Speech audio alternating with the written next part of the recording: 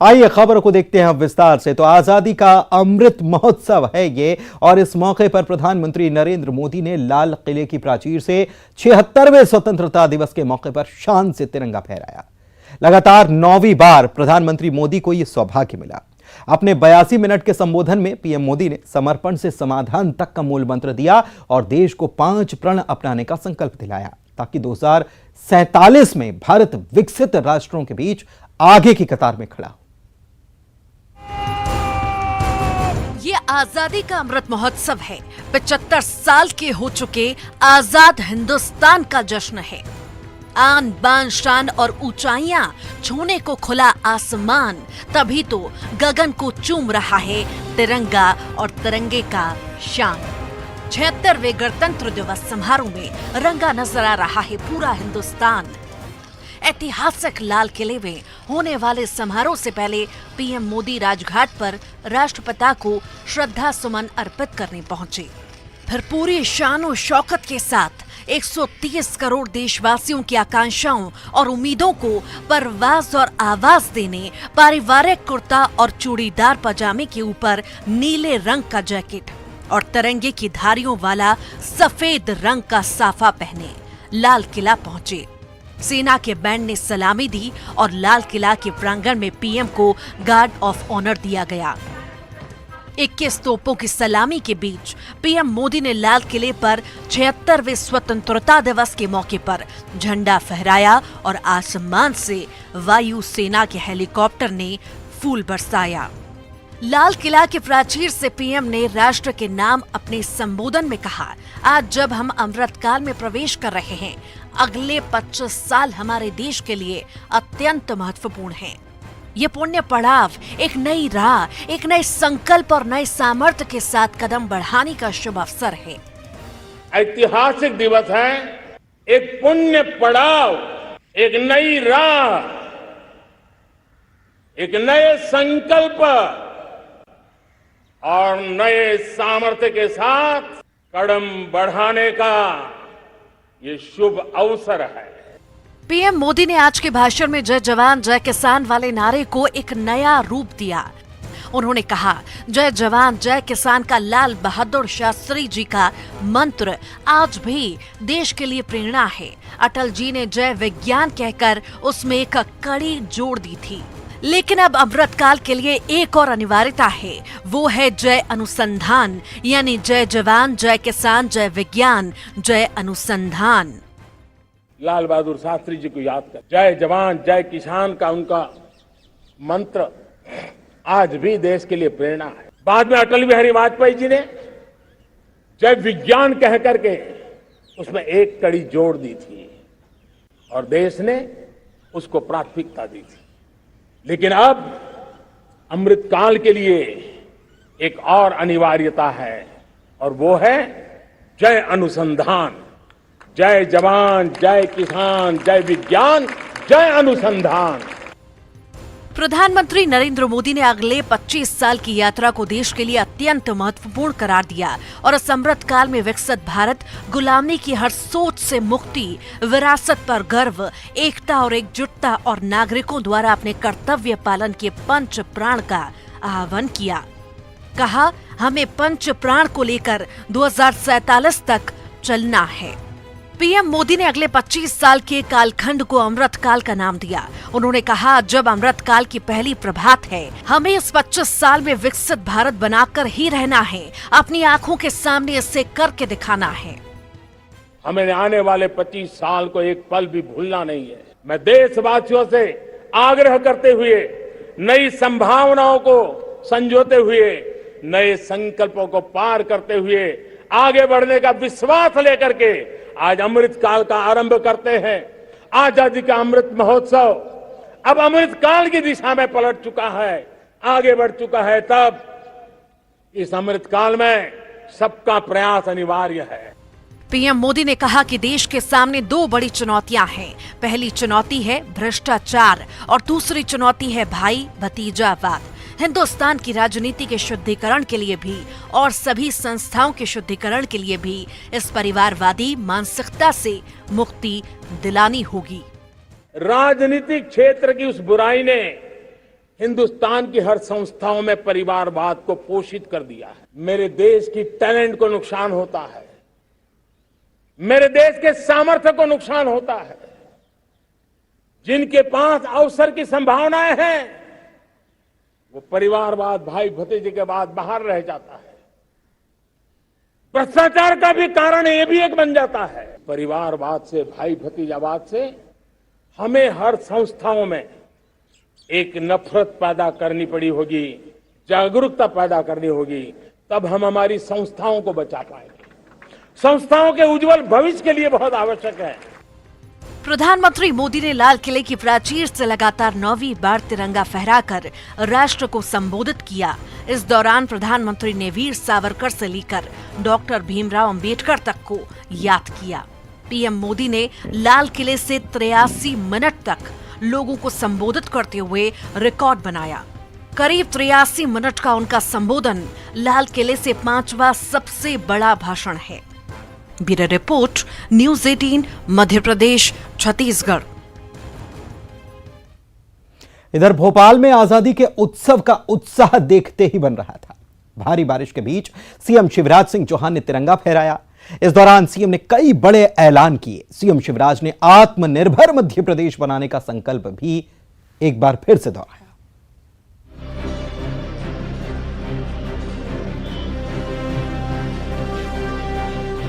ये भोपाल का ऐतिहासिक मोतीलाल नेहरू स्टेडियम है। आजादी के अमृत महोत्सव के मौके पर झंडोत्तोलन के लिए पहले से ज्यादा भव्य और दिव्य सजा।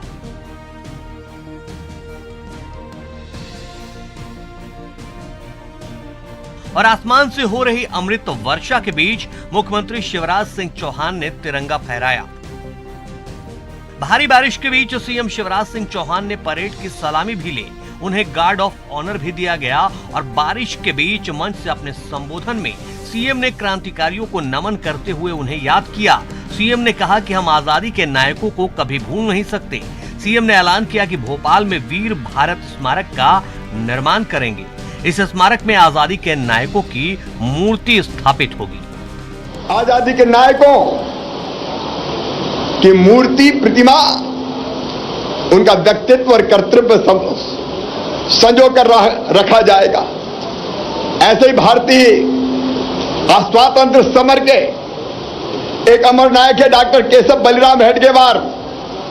देश को अंग्रेजों की पराधीनता से मुक्त कराने के लिए विजयादशमी के दिन स्वराज की अलग जगाने वाले डॉक्टर हेडगेवार जी ने अपना सारा जीवन देश की सेवा में समर्पित कर दिया। डॉक्टर हेडगेवार जी की स्वतंत्रता आंदोलन से संबंधित अनेक पावन स्मृतियां प्रदेश के बालाघाट जिले के रामपायली से जुड़ी हुई है। बालाघाट जिले में उनकी स्मृतियों को चिरस्थायी बनाने का काम मध्य प्रदेश की सरकार करेगी। सीएम शिवराज सिंह चौहान ने अपने संबोधन में कहा कि आज भारत पीएम मोदी के नेतृत्व में प्रगति के नए आयाम पा रहा है। ऐसे में आत्मनिर्भर मध्य प्रदेश बनाना हमारा संकल्प है और टीम मध्य प्रदेश को आगे बढ़ाने का काम कर रही है।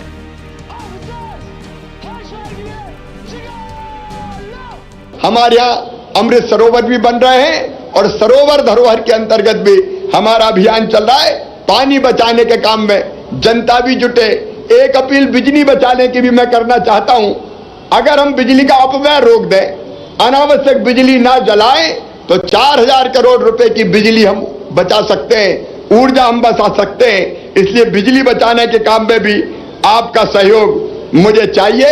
हमारे वीर जवान बिना किसी परेशानी के आज भी जिस मुद्रा में खड़े हैं उसको देख के गर्व होता है। कुछ संकल्प मध्य प्रदेश सरकार ने लिए, मैंने लिए। कारम डैम डिजास्टर मैनेजमेंट का भी सीएम ने जिक्र किया।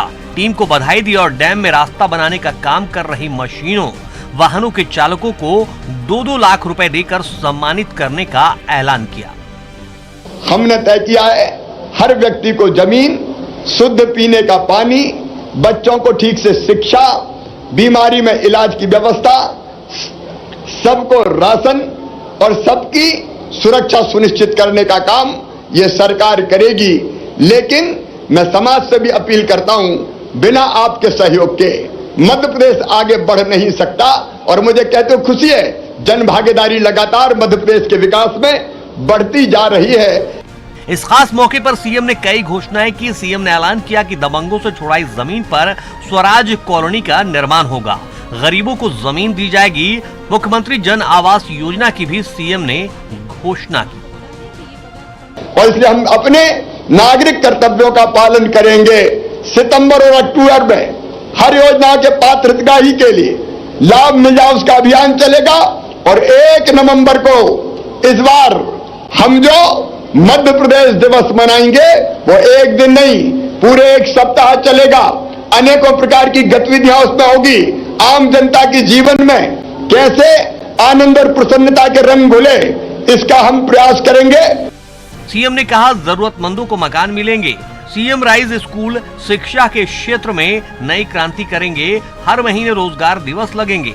शासकीय नौकरियां देंगे। स्वरोजगार के लिए लोन देंगे। किसानों के कर्ज का बकाया ब्याज सरकार भरेगी। बेटियों के खिलाफ अत्याचार करने वालों को छोड़ेंगे नहीं। Bureau report, news 18 Madhya Pradesh, Chhattisgarh. और इधर कोरोना से जंग में भारत को एक और बड़ी कामयाबी हाथ लगी। देश की पहली नेजल वैक्सीन का ट्रायल पूरा हो चुका है। अब कोरोना की वैक्सीन नाक के जरिए दी जा सकेगी। इसे कोवैक्सीन बनाने वाली कंपनी भारत बायोटेक ने तैयार किया है। बस इंतजार एक्सपर्ट कमेटी की मंजूरी का है। देश आजादी के 75 साल पूरे होने का जश्न मना रहा है और इस दिन भारत ने कोरोना के खिलाफ जंग में बड़ी कामयाबी हासिल की है। कोवैक्सीन बनाने वाली कंपनी भारत बायोटेक ने कोरोना की नेजल वैक्सीन के ट्रायल में अहम कामयाबी हासिल की है। इस वैक्सीन का नाम BBV154 है। नेजल वैक्सीन पर 2 तरह के ट्रायल चल रहे थे। पहला परीक्षण 2 खुराक वाले प्राथमिक कोरोना वैक्सीन था और दूसरा बूस्टर डोज के तौर पर, जिसे कोवैक्सीन और कोविशील्ड लेने वाले लोगों को दिया जा सकता है। इन लोगों की क्लिनिकल ट्रायल का तीसरा चरण भी पूरा हो चुका है, जिसका data drug controller of India को सौंप दिया गया है। अब DCGI की एक्सपर्ट कमेटी इसकी समीक्षा करेगी। करीब 3100 लोगों पर कोरोना की 2 डोज नेजल वैक्सीन का ट्रायल किया जा चुका है। भारत में 14 जगहों पर इसका परीक्षण किया गया। वहीं 875 लोगों पर बूस्टर डोज का ट्रायल किया गया। बूस्टर डोज का परीक्षण 9 जगहों पर किया गया। दोनों वैक्सीन के ट्रायल के दौरान वॉलंटियर्स को कोई परेशानी नहीं हुई। बूस्टर वैक्सीन कोविशील्ड और कोवैक्सीन लेने वाले लोगों को दी जा सकती है। ट्रायल के नतीजों के मुताबिक नाक के जरिए दिया जाने वाला यह टीका श्वसन तंत्र यानी कि श्वास नली और फेफड़ों में कोरोना से लड़ने के लिए एंटीबॉडी पैदा कर सकता है, जिससे कि संक्रमण कम होता है। साथ ही संक्रमण कम फैलेगा भी। नेजल वैक्सीन को भारत बायोटेक ने वॉशिंगटन में सेंट लुइस यूनिवर्सिटी के सहयोग से विकसित किया है। Bureau report, news 18। News 18 network का जम्मू कश्मीर, लद्दाख और हिमाचल चैनल आज से शुरू हो गया। इस नए चैनल के साथ देश के सबसे बड़े भरोसेमंद नेटवर्क न्यूज़ 18 का दायरा 21 चैनलों के साथ देश की 18 भाषाओं तक बढ़ गया, जिससे लोगों को उनके इलाके की खबरें उन्हीं की भाषा में सबसे पहले मिल पाएंगी। 10, 9, 2, 7, 6, 5। अब 18 भाषाओं में सबसे बड़ा नेटवर्क 18 JNK, लद्दाख और हिमाचल चैनल लॉन्च। JNK और लद्दाख को समर्पित पहला चैनल।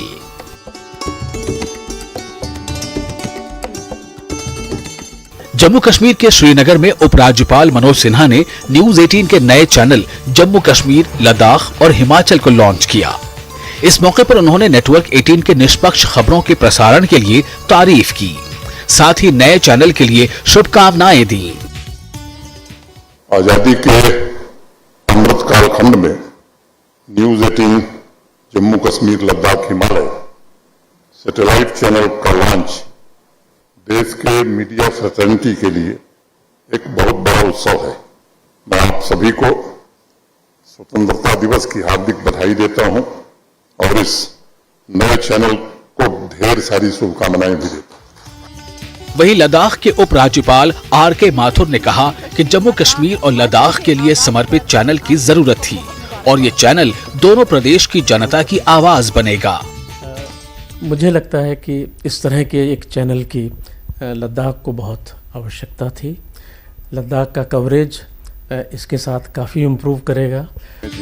इस मौके पर न्यूज 18 नेटवर्क ब्रॉडकास्ट के सीईओ अविनाश कौल ने कहा, A big occasion for us at Network 18 as well. Network 18, for those of you who already know or those of you who don't know, is the largest news network in the country, arguably the world. It's powered by around 1,200 journalists working in 739 districts of the country. We reach out to 70 crore Indians annually. That's the power of the television network that we have. We have 21 24-hour news channels operating in 15 languages. And before the end of the evening, it would become 18 languages, with the addition of my mother tongue, Kashmiri, Ladakhi and Dogri. वहीं news 18 Hindi cluster के CEO करण अभिषेक सिंह ने कहा कि news 18 network का मकसद क्षेत्र के सियासी, आर्थिक, औद्योगिक और सामाजिक हलचल को दर्शकों तक बेहतर और सबसे पहले पहुंचाने का है। हमारा प्रयास रहेगा कि यह चैनल आवाज बने उन आशाओं और आकांक्षाओं की जो इन प्रांतों की जनता के दिलों में हैं और जिन्होंने अपने जीवन के सपने सजाए हुए हैं, वो कहानियां, वो आकांक्षाएं हम आप सब तक पहुंचाएं। न्यूज 18 जम्मू कश्मीर, लद्दाख और हिमाचल की लॉन्चिंग के मौके पर कई रंगारंग कार्यक्रमों का आयोजन भी किया गया। न्यूज 18 जम्मू कश्मीर, लद्दाख और हिमाचल स्थानीय मुद्दों, समस्याओं और उम्मीदों के लिए गहरी कवरेज प्रदान करेगा और लोगों की आवाज बनेगा। इस मौके पर न्यूज 18 के एडिटोरियल हेड राजेश रैना ने सभी का आभार जताया। मैं तमाम मोअज़्ज़ज़ मेहमानों का शुक्रिया अदा करना चाहता हूँ। Bureau report, news 18 network.